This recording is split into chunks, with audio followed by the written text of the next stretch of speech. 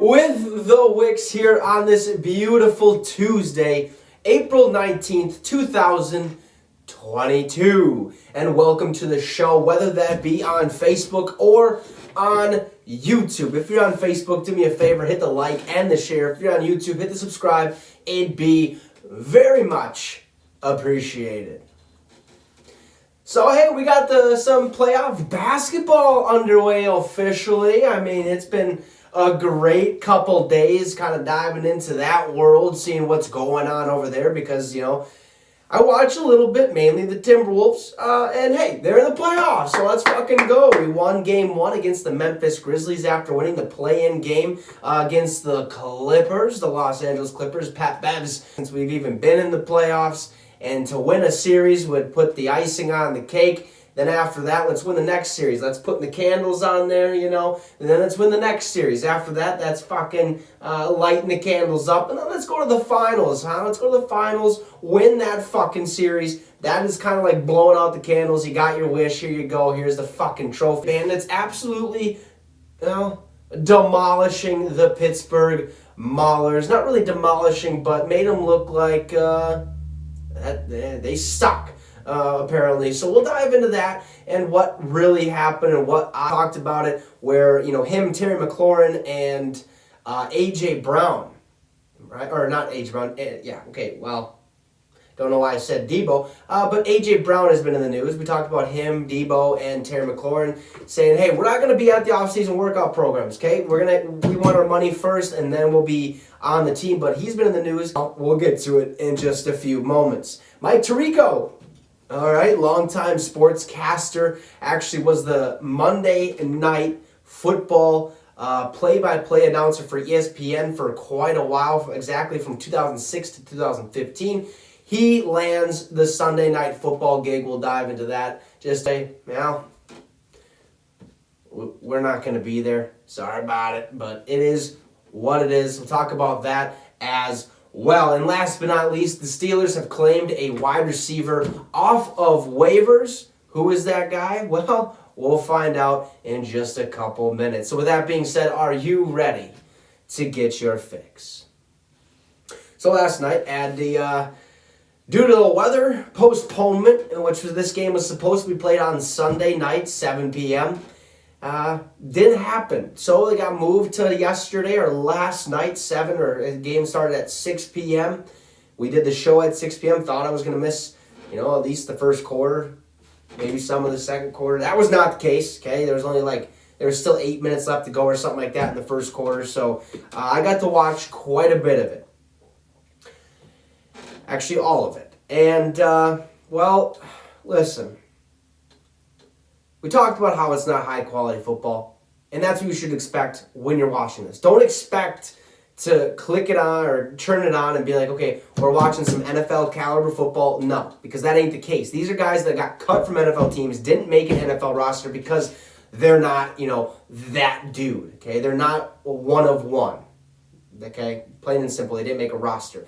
This is kind of like their second chance, just like the Canadian Football League. We have the XFL, we had the AAF, which folded halfway through their season a couple years ago. The XFL had to, stop their games because of COVID. That was just an unfortunate situation. They'll be back next year.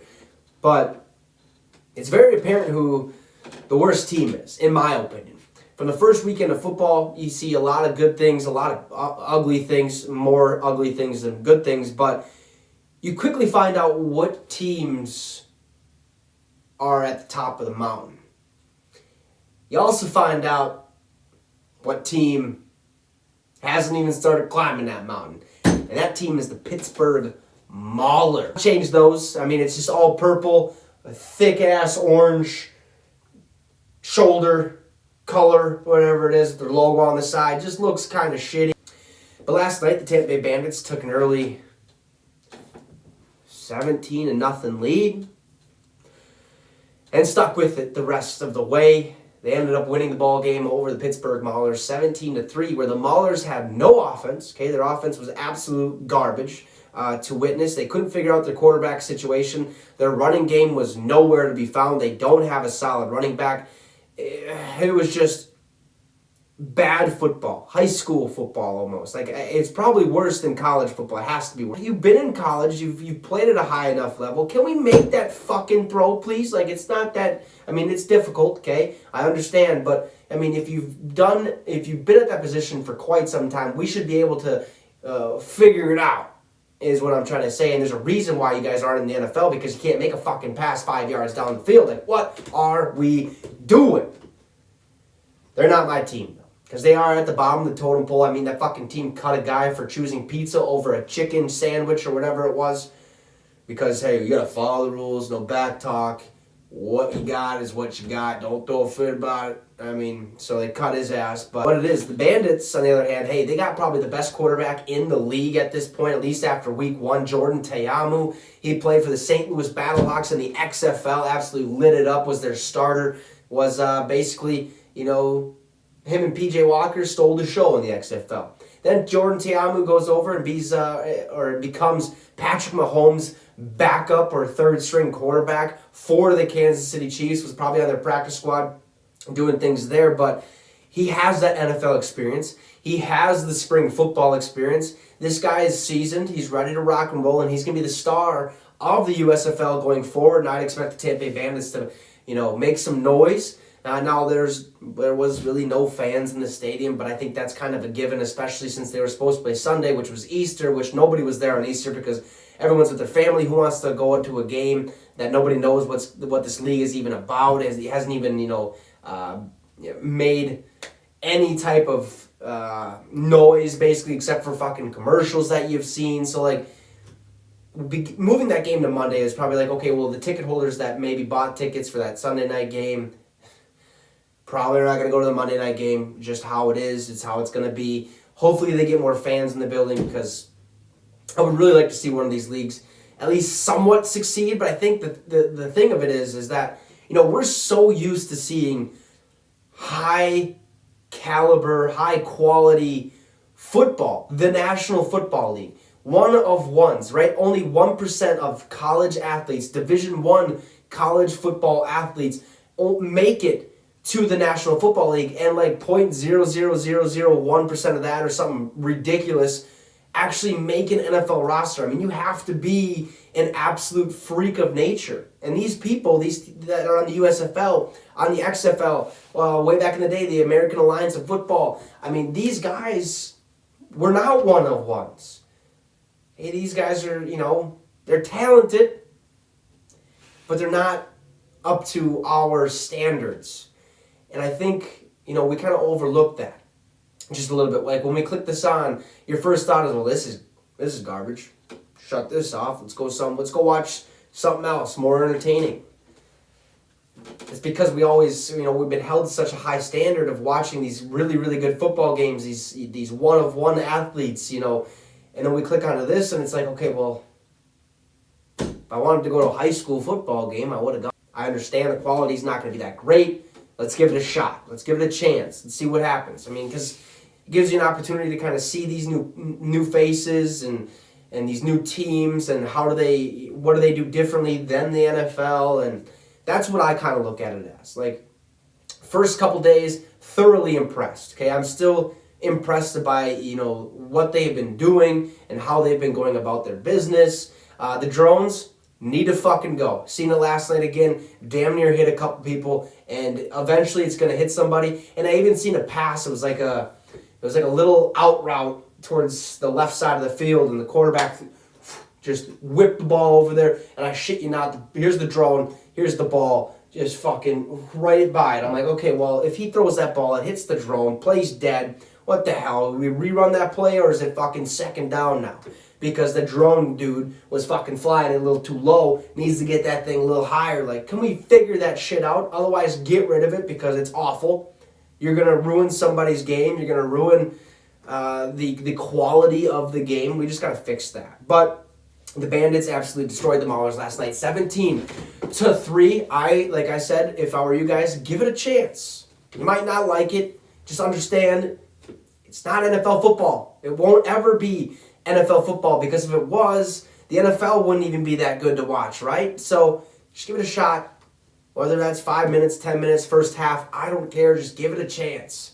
just look at it. I think it'll be interesting for all of us to kind of, have spring football, have football year round. Because when football is here, the National Football League, everyone's, in a trance basically. Like, oh, we got football, fantasy football. How does our rosters look? Let's go make some parlays. Let's see what we got. Deebo Samuel, what touchdown score or anytime touchdown score, over 50 yards in the first half. Oh, yeah, lock that in. Sounds good. We're always so, we're ready to rock and roll. We're pumped. And when football's done, everyone's like, oh, what do we do now? Like, what do? Do we just go work and go about our day? And then when football's back, everyone's fucking hyped up again, ready to rock and roll. Well, this gives the opportunity, gives us the opportunity to be like, oh, football's here year round. Let's try to make that stay. Let's try to make that permanent. I think it'll be good. Even though it's not high quality football, it's still worth a shot. So moving on from there, we got some more NFL news. Not a lot of it. Okay, a lot of stuff I had to dig through and see what might be the best opportunity. Jeez please. But A.J. Brown has pulled a Deebo, has pulled a Kyler Murray, in the fact that he has deleted the word Tennessee from his Twitter bio. Now, what does that mean? Well, he's trying to get a contract done. Okay, we did this with Deebo. We did this with Kyler Murray. It's the same shit. It's just a different day. Okay, he says, look, I ain't a Tennessee Titan until I'm a Tennessee Titan, basically, is what he's trying to tell you. Okay, I want my contract extension. Until then, don't consider me a Titan. Okay, that's just not going to happen. I think we're going to start seeing this trend as we start moving forward in the coming years of, people or, athletes who want their contracts, who deserve they need to get paid. They're going to start doing that because it's a leverage move, right? It's like, okay, well, I'm not associating myself with you anymore until you give me my money. Just like I noted, I'm not a Tennessee Titan until I'm actually a Tennessee Titan. By what I mean is by getting locked up with a 4-year, 5-year contract, $70 million, guaranteed, $60 million guaranteed, whatever the number is. And that's what that's what Deebo did with, taking off all of his 49er pictures from his Instagram account, unfollowing him. A.J. Brown, he didn't do all of that. He just deleted the Tennessee up from his bio. And I basically think it's because, hey, let's get locked up and I'll put it back up there. Especially when I got all these fans, oh, you're a bad teammate, blah, blah, blah, all this and all that nonsense. He's like, hey, you do you and I'll do what I will. And he fucking, Tennessee, see you later, okay? You want me? Sign me and I'll be back. I'll be a great teammate. I'll be a game changer. Not like that I already was one. I mean, I'm insane, okay? The production's there. The progress is there. Like, I'm a game changer, okay? I just want my money. That's all this is about. But I think we're going to start seeing this go forward because right off the bat, that kind of tells you, oh, well, we're working on a contract like that was reported by Diana Rossini yesterday. They're working on a long-term contract to lock him up as a Titan for a very long time, but that kind of tells you when he deletes Tennessee from his bio that, oh, they're just not on the same page quite yet. Like the money situation is just not right. But when it is right, you can expect that Tennessee to come back, those photos to come back for Deebo, whenever he gets his deal done, if he gets it done. So I think people look too far into this saying like, oh, yeah, you're just a money-hungry guy and stuff like that. And trust me, I've had my own spiels on that whole situation. Okay? But most of the time it's because it's happened during the season, and I don't like it. But it is what it is. Prove to me that you earn it or that you deserve it. These three have Terry McLaurin, Deebo Samuel, and A.J. Brown. So don't expect, don't look too hard into this. Like, oh, he deleted Tennessee. What does that mean? Is he on the move? Is he going somewhere else? What's going to happen? Is he going to get traded draft night? I'm not sure. We should keep an eye on this. No. Okay, because the fact is that he's getting a contract extension done. They're just not at the right spot right now. And once they get to that spot, once they do sign that extension, things will be back to normal. We won't even remember this happened. Oh, remember back in 2022 and Deebo and AJ and Kyler Murray took all their posts down and unfollowed their teams. Yeah, that was really cool. Now we have it every single day. No, it might happen. But don't go, into conspiracy theories. too much because I just don't believe that is going to be the case. This is going to be definitely something we see as a trend and something we probably normalize going forward in the sports world. Not only in football, probably in baseball, probably in the NBA, in the NHL, the MLS, whatever the case may be. I think we're going to start seeing this because if somebody's not happy, they don't want you a part of your life until you want them to be a part of your life. And that's basically what A.J. Brown's saying with deleting Tennessee out of his bio. Hey, I'll be a Tennessee Titan when you want me to be a Tennessee Titan. Okay, figure it out. Let's get this done. Then we'll move forward like this never even happened.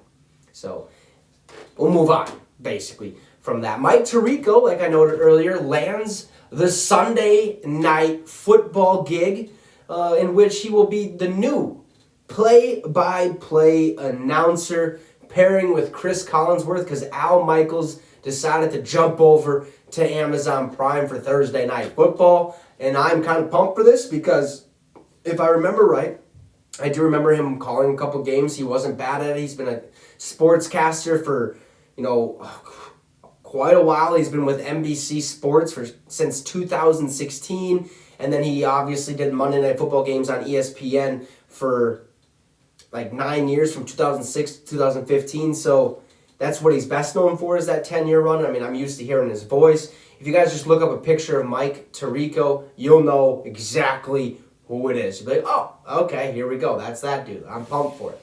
I'm actually kind of excited for it because the NFL next year or this season, I mean, we say this every year, but I mean, it's going to be different, right? Because we had 9 referees retire. We're going to have 9 new refs. What is that going to mean? We're going to have worse calls, better calls.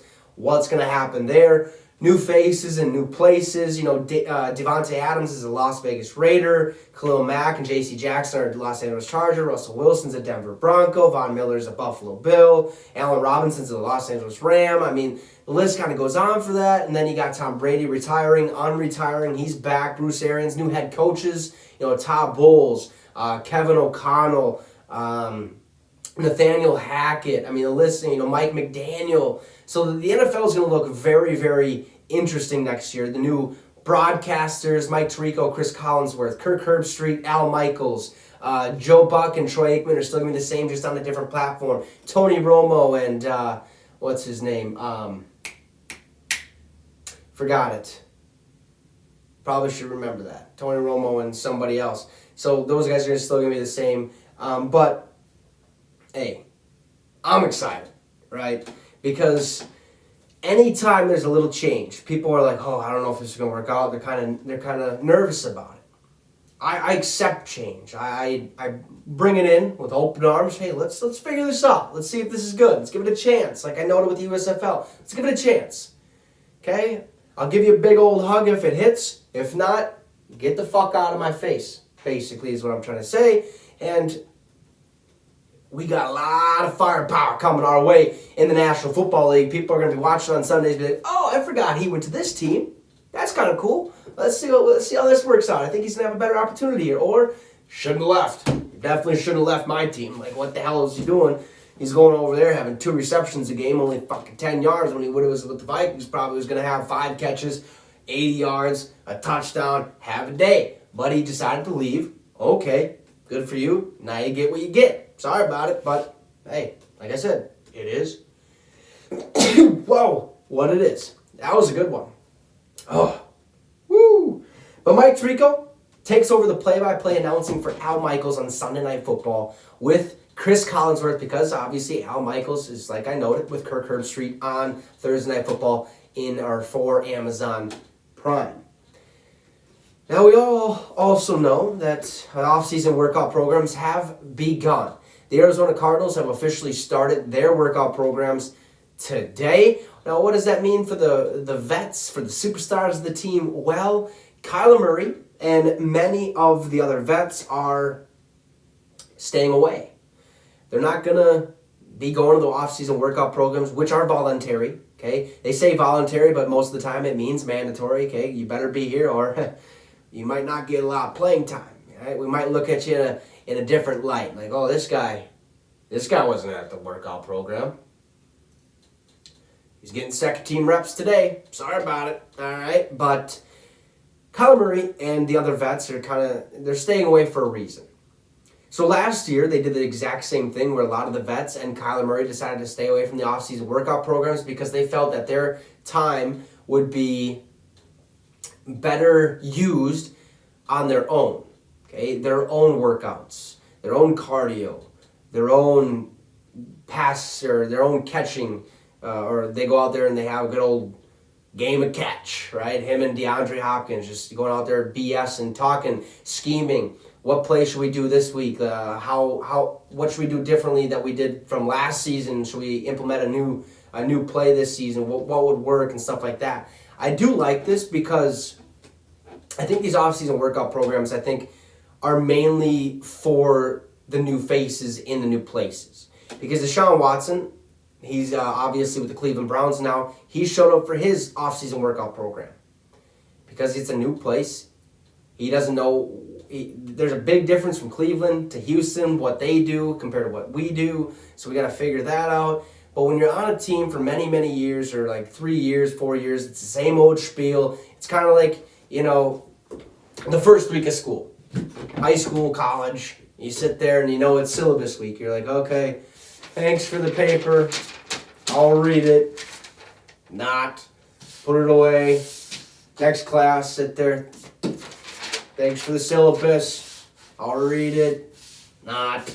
All right, next class, and just keeps repeating. So you kind of get sick of the same old, right? It's like me when I try to if I work a job and it's just the same thing every single day, I get frustrated. Okay, we got to change things up. We got to keep you on my feet, basically, is what I'm trying to say. And that's the same thing with these guys. And so let them work out on their own. Because if you go to these off-season workout programs and it's the same old shit, they're not going to be 100%, how do I put this, like involved, or 100% like, yeah, I'll do this. No, I won't. I ain't gonna do it because I could be at home doing my own shit, making myself better. When these guys that are coming in here that are new faces in the new places, they need to understand what the workout program's like here compared to where they once were. They got to figure out, chemistry-wise, let's make this work. And, I think this is a smart move. Just because if you're a vet, like I noted on the team, hey, you know what to do with your body. Just like Aaron Rodgers missing out on training camp last year. I told you, hey, before the season started, I said, he's probably going to come in here, look like nothing ever, happened. Okay, nothing, he didn't miss anything. And he's probably going to win an MVP. Probably going to go nuts. Probably going to go to the Super Bowl. He didn't go to the Super Bowl. But guess what? He won the MVP. Missed training camp. How does that work out? It's because he knows what to do with his body. He knows how to practice. And he knows how to get ready for NFL games. He's a vet. Many, many years in the NFL. It's just that simple. If you know what to do, you can do it on your own. If you don't quite know what to do, come in. We'll teach you. We'll show you what we do. You can kind of tweak it on your own, maybe later on in your career, but that is what it is. So these guys are obviously going to be training on their own, and I guess this has been planned for several weeks. The Cardinals knew this was going to happen, and obviously they're going to let it happen because it happened last year as well. And last but not least, last week we had the Baltimore Ravens releasing wide receiver Miles Boykin. He would eventually hit waivers. Now what waivers is basically, well, we've talked about it last year, I believe, and a little bit this offseason, where if a team releases you and it's not free agency or whatever, you go on waivers. And the worst team in the league gets first dibs. And it goes all the way down to the number one team. So it kind of goes through the list. If the worst team wants you, that's where you're going. Sorry, pal. That is where you're going. If the number one team wants you as well as the number 32 team, the number 32 team is going to get you. Okay? Just how it is. Well, Miles Boykin hit for waivers. Was sitting on there for a couple days. All right, where am I going to go? Where am I going to go? Well, the Pittsburgh Steelers have decided to claim wide receiver Miles Boykin off of waivers from the Baltimore Ravens. This is a big pickup, in my opinion. They only have Deontay Johnson and Chase Claypool over there. They were looking for another threat at the wide receiver position. to kind of bring in here and kind of mold and see what he might have in store, basically. Well, I think it's a good pickup. Okay, he's only been in the league for 3 years. This will be his fourth. He has a career average of 14.2 yards per catch, 470 total yards, and 7 total touchdowns. Wasn't a huge piece of that Baltimore Ravens offense, obviously, because they have Rashad Bateman and Sammy Watkins at the time, and Marquise Hollywood-Brown and Mark Andrews. I mean, you're just not going to get many opportunities over there to succeed. He comes over to Pittsburgh, and now Pittsburgh's still looking for a quarterback, even though they got Mitchell Trubisky or Mitchburg, whatever you want to say. They're looking to take a quarterback in the draft. That'll probably happen. Who knows if they do it early on, maybe second round, third round. Who knows what the case is with that.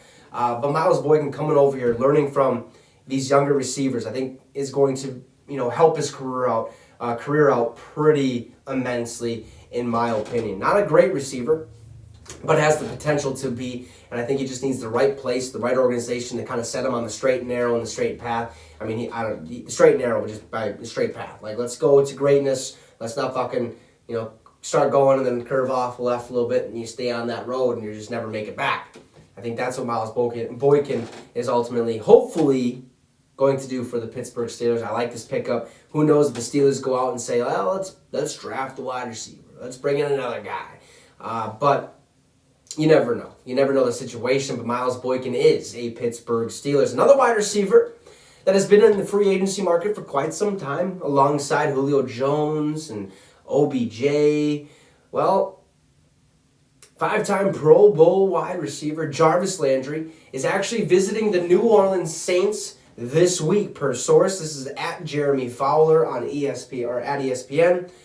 Should be there tomorrow. New Orleans has been looking for wide receiver help for a while. Browns are also still in the mix for Landry. Landry's obviously just scoping out his options. Where do I want to go? What's going to be the best fit? What's going to have the most success? Do I stay at Cleveland Brown or go back to Cleveland Browns with Amari Cooper and Deshaun Watson, Kareem Hunt, Nick Chubb? Or do I go explore my other options, go to the Saints potentially? I mean, they still have Michael Thomas. They could need another receiver, another dual threat. Okay, who knows? It's a very real possibility, but he's going to be visiting the Saints just like Tyrann Mathieu did the other week. So it'll be interesting to see what happens in the wide receiver free agency market. But like I noted, don't expect too many more signings, probably up until the draft, maybe the day before, 2 days before the draft, which we are officially 9 days away from the 2022 NFL Draft. I'm pumped for it. I'm excited for it. We'll have something special for you guys during that day. The draft, I believe, starts Thursday and then goes to Friday, Saturday, and Sunday. So don't expect too many more moves until then. A day or two before, and then after that, things will start really getting figured out. We go to OTAs or rookie mini camps, and then training camp and all that fun stuff. So, with that being said, that is all I have for you guys today. Thank you so much for tuning in, whether that's on Facebook or on YouTube. If you're on Facebook, do me a favor. Hey, hit that like, hit that share. If you're on YouTube, hit the subscribe. It would be very much appreciated. So thank you so much for tuning in. Have a great rest of your day. Stay safe out there. Let's hope it gets warmer because that's what we need. Go Wolves, and you just got your fix with the Wicks. Deuces, folks.